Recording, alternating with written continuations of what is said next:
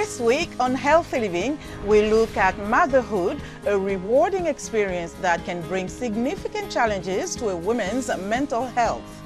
In a medical breakthrough, doctors hope a new robot becomes a game changer in the future of lung cancer diagnosis.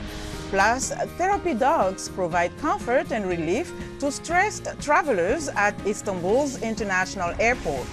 We'll have these stories and more in this edition of Healthy Living.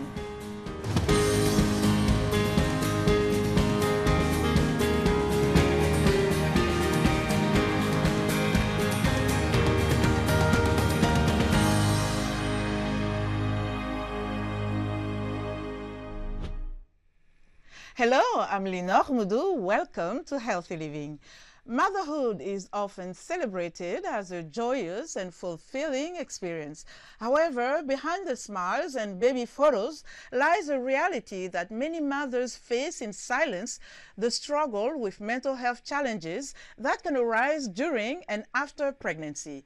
In communities where women often lack support during pregnancy and after giving birth, they can develop serious mental health issues.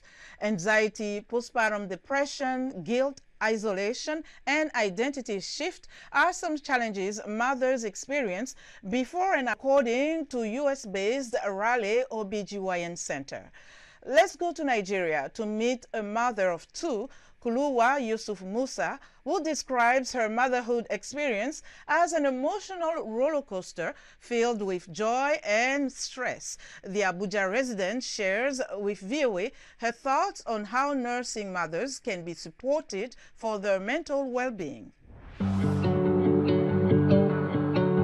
My name is Kuluwa Yusuf Musa. I'm a mother of two. Experience of motherhood come with a lot of challenges, joy. There is more joy, happiness attached to it. When you look back during the pregnancy period, you face a lot of challenges, sickness, all this morning sickness experience, until the time of giving birth, sleepless nights you face. But when you look at the baby, the joy wipes away most of the challenges that you face. Things that make me unhappy during this period, the Igbos, whenever they put to bed, the Igbos and Yorubas, you see there are people who come and stay with them. They will have enough rest, they will sleep. But we, the Northerners, most of the family, especially the husbands, you'll be hearing them saying, you are not the first woman to bear a child, to give birth. Why are you complaining about housework? It's just laziness that is causing all these things, all those things. You understand? What we need is love and support during this period. My advice to new women that just enter motherhood is, one, they need to take care of themselves. Not because you are a mother, you leave yourself without, just because your baby is crying, you don't have time for yourself, you don't have time to bed, you don't have time to take care of yourself. You see your house will be rough, everywhere will be, even if you don't have anybody to support you, just use the little time you have. Make yourself happy. Encourage yourself. Seek for advice. You can seek, don't just keep quiet, enduring the pain alone. No. If your baby is crying, or maybe you see that your baby is running temperature, you seek for advice from people that you know that, yes, they have experience on this motherhood. Seek advice from them. We have social medias now.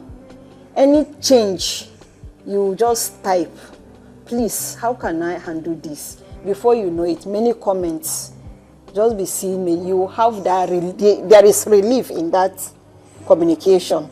Not just for you to just keep quiet and be enduring everything alone. Before you know it, that is what will lead to that PPD.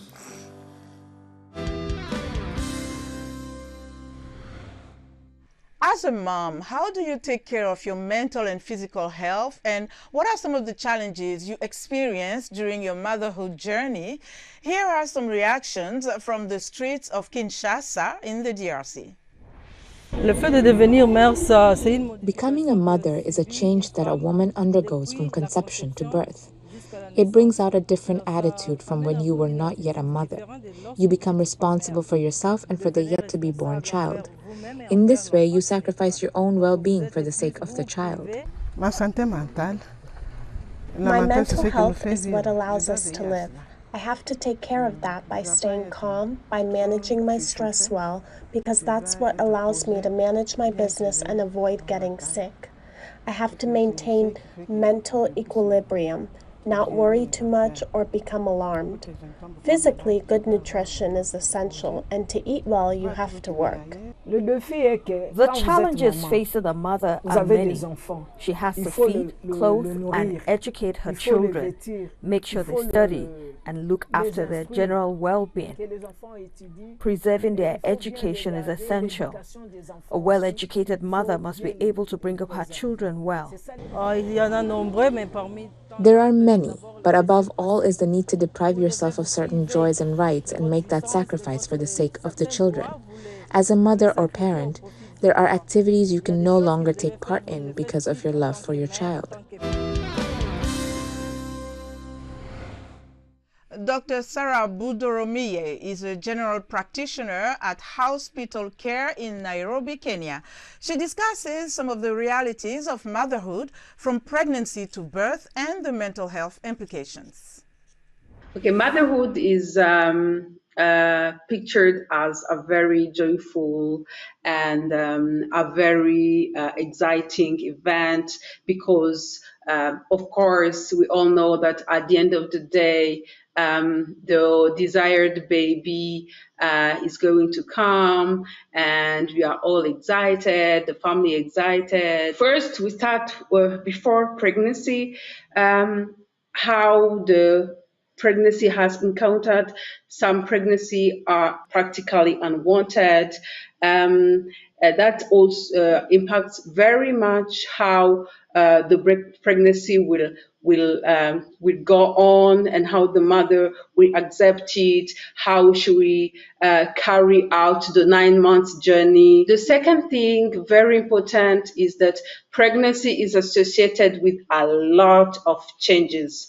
There is what is called physiological changes, whereby the body is trying to adapt to the new being. Currently, the WHO is recommending mental health screening in pregnant women, and more especially in postpartum women within at least the first 8 weeks of life of the postpartum, the feelings around her pregnancy. The WHO is coming with a screening tool for conditions like postpartum depression, which is very important to be taken into account. About postpartum depression in Africa is unfortunately a reality because WHO is stating that up to 15.6% of pregnant women and going up to 20% of the women that are postpartum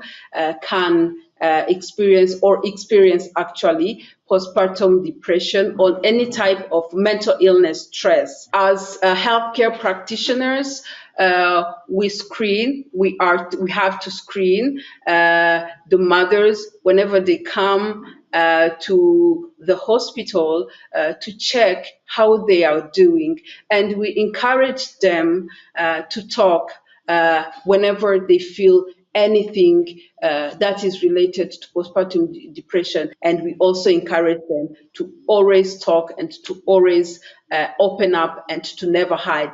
Postpartum depression is not a taboo, it's not a shame, it's something that happens and that can